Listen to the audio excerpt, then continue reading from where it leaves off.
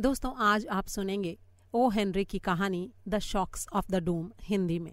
सार्वजनिक पार्कों की एक कुलीनता होती है और उन आवारागर्दों की भी जो उन पार्कों का इस्तेमाल अपनी निजी रिहाइश के लिए करते हैं।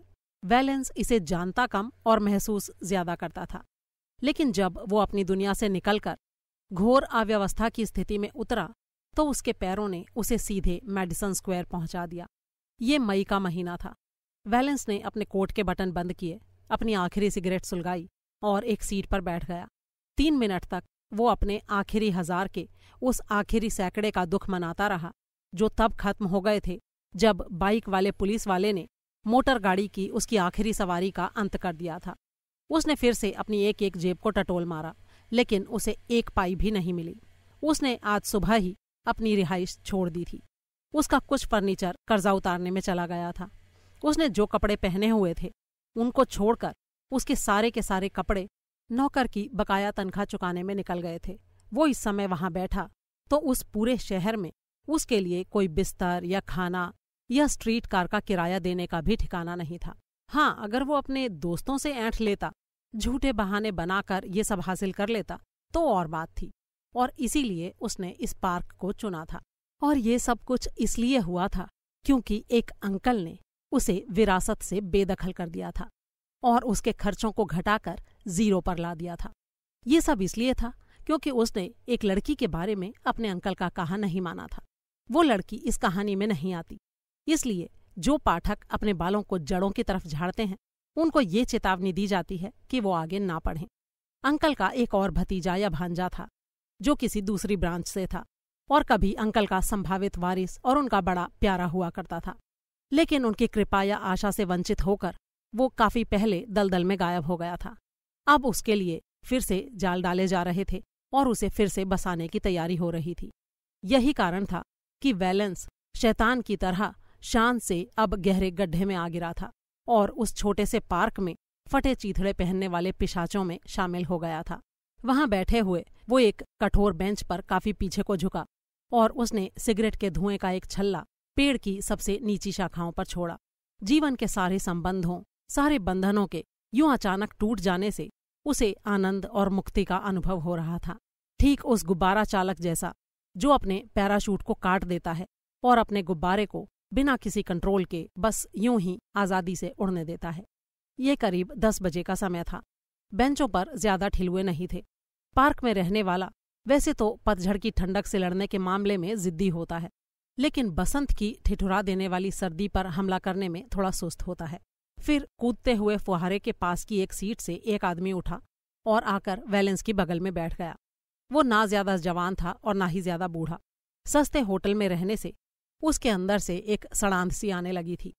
ऐसा लगता था जैसे रेजर और कंघी से उसका कोई नाता ही नहीं रह गया था। उसके पूरे शरीर में बस शराब भर दी गई थी और उसके ऊपर शैतान की मोहर लग गई थी। उसने वैलेंस से माचिस मांगी, जो पार्क में बेंच पर बसेरा करने वालों के बीच एक दूसरे का परिचय लेने का एक तरीका होता है। फिर वो बातें करने लगा। उसने वैलेंस से कहा, तुम यहाँ रोज के आने वालों में से तो नहीं हो? मैं दर्जी के सिले कपड़ों को देखकर पहचान लेता हूँ। मेरे ख्याल से तुम इस पार्क से निकल रहे थे और बस थोड़ी सी देर के लिए यहाँ रुक गए हो। थोड़ी देर मैं तुमसे बात कर लूँ तो तुम्हें बुरा तो नहीं लगेगा? असल में मुझे किसी का साथ चाहिए। मुझे डर लग रहा है। मैंने ये बात यहाँ के 2-3 लोफरों को बताई। उनको लगता है कि मैं पागल हूँ। देखो, मैं तुमको बताता हूँ, मैंने आज 2 ब्रेथसेल और 1 सेव के अलावा कुछ भी नहीं खाया है, और कल मैं 30 लाख की विरासत के लिए एक लाइन में खड़ा होऊंगा। वो वहाँ जो रेस्टोरेंट तुम देख रहे हो ना, जिसके आसपास गाड़ियां खड़ी हैं, वहां पर खाना खाना मेरे लिए कोई भारी काम नहीं रह जाएगा। तुम्हें मेरी बातों पर यकीन नहीं हो रहा ना? वैलेंस ने हंसते हुए कहा, मुझे इन बातों को समझने में जरा भी परेशानी नहीं है। मैंने कल ही वहां पर लंच किया था और आज मैं 5 सेंट की कॉफी भी नहीं खरीद सकता। उस आदमी ने कहा, तुम हम जैसे तो नहीं दिखाई दे रहे हो, लेकिन हाँ, मैं समझ सकता हूँ, कई बार ऐसा होता है। कुछ साल पहले तक मैं खुद भी बड़ा फन्ने खां हुआ करता था। खैर, मेरी छोड़ो, ये बताओ तुम्हारे साथ क्या हुआ? वैलेंस ने जवाब दिया, मेरी नौकरी छूट गई है। दूसरे व्यक्ति ने कहा, ये शहर जो है ना, पूरी तरह से नर्क है, नर्क। एक दिन आप चाइना के बर्तनों में खा रहे होते हैं, महंगे वाले बर्तनों में, और अगले दिन आप किसी सस्ते चाइनीज होटल में गंदा चाइनीज खाना खा रहे होते हैं। मुझे भी बहुत बदनसीबी झेलनी पड़ी है। 5 साल तक मेरी हालत किसी भिखारी से बेहतर नहीं रही। मेरी परवरिश महंगी चीजों को इस्तेमाल करने और कोई काम धंधा ना करने के लिए हुई थी। तुम्हें ये सब कुछ बताने में मुझे कोई परेशानी नहीं है। असल में क्या है, मुझे कोई बात करने के लिए चाहिए, क्योंकि मुझे डर लग रहा है, बहुत ज्यादा डर लग रहा है। मेरा नाम आइड है। तुम सोच भी नहीं सकते कि वो बुढ़ऊ पॉल्डिंग रिवरसाइड ड्राइव के उन लखपतियों में से एक, वो आदमी मेरा अंकल था। लेकिन असल में ऐसा ही है, वो वाकई मेरा अंकल ही है। मैं कभी उसी के घर में रहता था और जितना चाहता उतना पैसा ले सकता था उससे। अच्छा ये बताओ, क्या तुम्हारे पास पीने के लिए पैसा नहीं है? और तुम्हारा नाम क्या है? वैलेंस ने जवाब दिया, मेरा नाम डॉसन है, और अफसोस के साथ कहना पड़ता है कि मेरे पास बिल्कुल भी पैसा नहीं है। आइड ने आगे कहा, मैं 1 हफ्ते से डिवीजन स्ट्रीट पर एक कोयला गोदाम में ब्लिंकी मॉरिस नाम के एक बदमाश के साथ रह रहा था। मेरे पास और कोई ठिकाना ही नहीं था। आज जब मैं बाहर था तो एक आदमी जेब में कुछ कागज लिए मेरे बारे में पूछताछ कर रहा था। मैं जानता नहीं था कि वो पुलिस वाला था या कोई और, इसलिए मैं वहां अंधेरा होने तक दोबारा गया ही नहीं। वो मेरे लिए एक चिट्ठी छोड़ गया था। और डॉसन, पता है, ये चिट्ठी शहर के एक बहुत बड़े वकील मीड की थी। मैंने एन स्ट्रीट पर उसका बोर्ड लगा देखा है। अंकल पॉल्डिंग अब चाहते हैं कि मैं फिर से उड़ाऊ पूत बन जाऊं। वो चाहते हैं कि मैं वापस आ जाऊं और फिर से उनका वारिस बन के उनके पैसे को उड़ाऊं। अब कल सुबह 10 बजे मुझे वकील के ऑफिस में जाना है और फिर से अपनी उसी पुरानी जिंदगी को अपनाना है। $30 लाख का वारिस हूं मैं डॉसन, जिसमें $10,000 का सालाना खर्च मुझे मिलेगा। मुझे पता नहीं क्यों डर लग रहा है, बहुत ज्यादा डर लग रहा है। फिर वो आवारागर्द उछलकर खड़ा हो गया। उसने अपने दोनों कांपते हाथ अपने सिर के ऊपर उठा लिए, अपनी सांसों को थामा और बेतहाशा विलाप करने लगा। वैलेंस ने उसका हाथ पकड़ा और उसे जबरदस्ती वापस बेंच पर बैठा दिया। उसने चिढ़े हुए स्वर में कहा, जरा चुप हो जाओ। कोई सोचेगा कि दौलत तुम्हें मिल नहीं रही है बल्कि तुमसे छिन गई है। तुम्हें आखिर डर किस बात का है? आइड बेंच पर सिकुड़ गया और कांपने लगा। वो वैलेंस की आस्तीन से चिपट गया। ब्रॉडवे की धुंधली रोशनी में भी हाल ही में लावारिस हुए उस आदमी को दूसरे आदमी के माथे पर किसी अनजान डर से छलक आई पसीने की बूंदें दिखाई दे रही थीं। आइड ने कांपते स्वर में कहा, देखो, मुझे डर इस बात का है कि सुबह होने से पहले मेरे साथ कुछ हो जाएगा। ये तो पता नहीं क्या हो जाएगा, लेकिन ऐसा कुछ जिससे वो पैसा मुझे नहीं मिल पाएगा। मुझे डर है कि कहीं कोई पेड़ मेरे ऊपर ना गिर जाए, या फिर कोई गाड़ी मुझे ना कुचल दे, या फिर कोई पत्थर किसी घर की छत से मेरे ऊपर गिर जाए, या इसी तरह का कुछ और। मुझे आज से पहले कभी डर नहीं लगा। मैं इस पार्क में एक बुत की तरह सौयों रातें बैठा हूं और मुझे ये भी पता नहीं होता कि मेरा नाश्ता कहाँ से आएगा। लेकिन अब बात अलग है। मुझे पैसा बहुत अच्छा लगता है। उस वक्त जब ये मेरी उंगलियों से झड़ रहा होता है, लोग मेरे आगे सिर झुका रहे होते हैं और सब तरफ मेरे लिए संगीत और फूल और अच्छे अच्छे कपड़े और अच्छी अच्छी चीजें होती हैं। उस वक्त मैं देवताओं की तरह से खुश हो जाता हूँ। जब तक मुझे ये पता था कि मैं इस गेम से बाहर हूँ, तब तक मुझे कोई परेशानी नहीं थी, बल्कि मैं तो खुश था। भूखा प्यासा यहाँ बैठे हुए, फुहारे के चलने की आवाज सुनते हुए और सड़क पर गाड़ियों को जाता हुआ देखकर मैं खुश था। लेकिन एक बार फिर से पैसा मेरे हाथों की पहुंच में आ गया है और उसमें बस 12 घंटे बचे हैं और मुझसे इंतजार नहीं हो पा रहा है डॉसन, बिल्कुल नहीं हो पा रहा। 50 ऐसी बातें हैं जो मेरे साथ हो सकती हैं। मैं अंधा हो सकता हूँ, मुझे दिल का दौरा पड़ सकता है और पूरी दुनिया भी खत्म हो सकती है इससे पहले कि वो पैसा मुझे मिले। आइड एक बार फिर से चीखते हुए कूदकर खड़ा हो गया। बेंचों पर बैठे दूसरे लोगों में हलचल हुई और वो उनकी तरफ देखने लगे। वैलेंस ने उसका हाथ पकड़ लिया और तसल्ली देते हुए बोला, अरे थोड़ा शांत हो जाओ। इतना बदहवास होने या डरने की कोई जरूरत नहीं है। तुम्हें कुछ नहीं होने वाला है। अपने दिमाग और दिल को थोड़ा शांत करने की कोशिश करो। हाँ, ये तुम ठीक कह रहे हो डॉसन। तुम मेरे पास ही क्यों नहीं रुक जाते? तुम एक बहुत ही अच्छे इंसान हो। प्लीज थोड़ी देर मेरे साथ रुक जाओ। इससे पहले मैं कभी ऐसे नहीं टूटा, चाहे मैंने कितनी भी ठोकरें क्यों ना खाई हों। क्या तुम मेरे लिए थोड़ा खाने का इंतजाम कर सकते हो? मेरे तो बस में भी नहीं है कि अब मैं भीख भी मांग सकूं। वैलेंस अपने साथी को करीब करीब सुनसान 5th एवेन्यू पर ले गया और फिर पश्चिम की तरफ 30वें से होकर ब्रॉडवे की तरफ ले आया। थोड़ी देर यहीं रुको, उसने कहा, और फिर आइड को एक शांत और छायादार जगह में छोड़कर चला गया। वो एक जाने पहचाने होटल में गया और अपने उसी पुराने स्टाइल में आराम से चहलकदमी करता हुआ बार की तरफ बढ़ गया। फिर उसने बारटेंडर से कहा, बाहर एक गरीब शैतान है जिमी। वो कहता है कि वो भूखा है और लग भी रहा है कि वाकई भूखा है। तुम तो जानते ही हो कि अगर उनको पैसा दे दिया जाए तो ये लोग क्या करते हैं।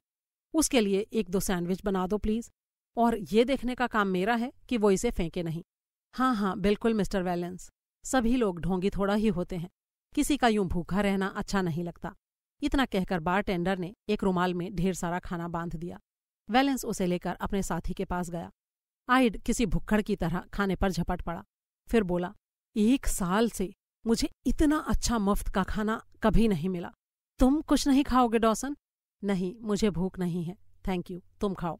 आइड ने फिर से कहा, हम ना वापस स्क्वायर जाएंगे, वहां पुलिस वाले हमें परेशान नहीं करेंगे। मैं इस बचे हुए खाने को अपने नाश्ते के लिए रख लूंगा। अब ना मैं और नहीं खाऊंगा। मुझे डर है कि कहीं मैं बीमार न पड़ जाऊं। कहीं मैं आज रात पेट की ऐंठन या किसी और वजह से मर गया और उस पैसे को फिर कभी नहीं छुपाया तो? वकील से मिलने में तो अभी 11 घंटे बचे हैं। तुम मुझे बीच में छोड़कर तो नहीं जाओगे ना डॉसन? मुझे डर है कि मुझे कुछ हो ना जाए।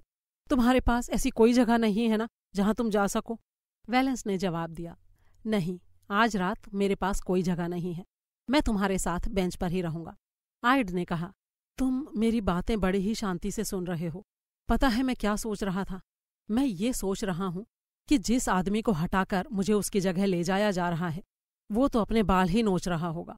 डॉसन ने शांत स्वर में कहा, अगर मैं गलत नहीं हूं तो मैं पहले भी तुम्हें बता चुका हूं कि मुझे ऐसा लगता है कि जो आदमी अगले दिन धनवान होने की उम्मीद कर रहा है उसे तो बहुत ही सुख और शांति महसूस करनी चाहिए।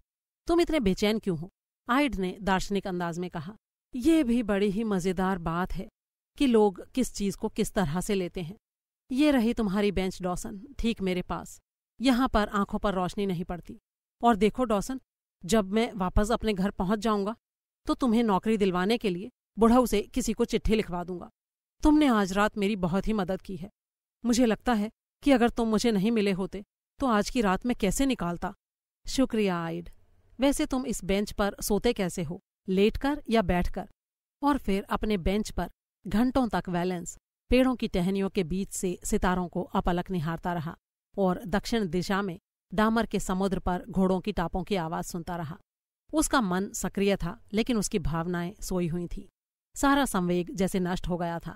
उसे ना कोई खेद था, न डर, न पीड़ा और न बेचैनी। जब वो उस लड़की के बारे में सोचता भी था तो इस तरह से जैसे वो उन सुदूर सितारों में से किसी एक की निवासी हो जिनको वो निहार रहा था। उसे अपने नए साथी की अजीबोगरीब हरकतें याद आईं और वो धीरे से हंस दिया। जल्दी ही दूध लाने ले जाने वाली गाड़ियों की दैनिक सेना ने शहर को एक धमधमाता हुआ ढोल सा बना दिया जिसकी थाप पर वो आगे बढ़ती जा रही थी। अगले दिन 10 बजे वो दोनों ही वकील मीड के एन स्ट्रीट वाले दफ्तर के दरवाजे पर खड़े थे। जब वो पल आया तो आइड की नसें बुरी तरह से फड़कने लगीं और वैलेंस उसे उन खतरों का शिकार होने देने के लिए छोड़ने को तैयार नहीं था जिसका उसे डर लग रहा था। जब वो दफ्तर में दाखिल हुए तो वकील मीड ने उनको हैरानी से देखा। वो और वैलेंस पुराने दोस्त थे। अभिवादन के बाद वो आइड की तरफ मुड़ा। उसका चेहरा सफ़ेद पड़ रहा था और हाथ पैर कांप रहे थे। वकील ने कहा, कल रात मैंने आपके पते पर एक दूसरी चिट्ठी भेजी थी मिस्टर आइड। आज सुबह मुझे पता चला कि उसे लेने के लिए आप वहां मौजूद नहीं थे। उस चिट्ठी से आपको ये जानकारी मिलेगी कि मिस्टर पॉल्डिंग ने आपको वापस अपनी मेहरबानी में लेने के अपने ऑफर पर फिर से विचार किया है और उसके बाद उन्होंने ऐसा ना करने का फैसला किया है और उनकी ये इच्छा है कि आप इस बात को अच्छी तरह से समझ लें कि उनके और आपके बीच जो मौजूदा रिश्ते हैं उनमें कोई भी बदलाव नहीं किया जा रहा है। अचानक आइड का कांपना बंद हो गया। उसके चेहरे की रंगत वापस आ गई। उसने अपनी पीठ को सीधा किया। उसका जबड़ा आधा इंच आगे निकल आया और आंखों में एक चमक सी आ गई। उसने अपने फटे हुए हैट को एक हाथ से पीछे किया और दूसरा हाथ वकील की तरफ बढ़ा दिया। फिर एक गहरी सांस लेकर वो जोर जोर से हंसने लगा। फिर ऊंची और साफ आवाज में बोला, बुढ़े पॉल्डिंग से कहना कि वो नर्क में जाए। फिर वो मुड़कर सधे कदमों से ऑफिस से बाहर निकल गया। वकील मीड डॉसन की तरफ मुड़ा और मुस्कुरा दिया। मुझे खुशी है कि आप आए मिस्टर डॉसन। आपके अंकल चाहते हैं कि आप फौरन घर वापस आ जाएं। उन्होंने उन हालातों से समझौता कर लिया है जिनकी वजह से उन्होंने जल्दबाजी में वो कदम उठाया था। वो कहना चाहते हैं कि सब कुछ पहले की तरह ही चलता रहेगा। इसके आगे की बात बोलते बोलते वकील मीड को बीच में ही रुक जाना पड़ा। उसने डॉसन को देखा, फिर अपने मुंशी को आवाज दी, अरे एडम्स, जरा एक गिलास पानी तो लाना, मिस्टर वैलेंस बेहोश हो गए हैं। दोस्तों, ये कहानी आपको कैसी लगी, इसके बारे में अपनी राय शेयर करना बिल्कुल ना भूलें। जल्द ही एक और कहानी के साथ फिर मुलाकात होगी। तब तक के लिए अलविदा।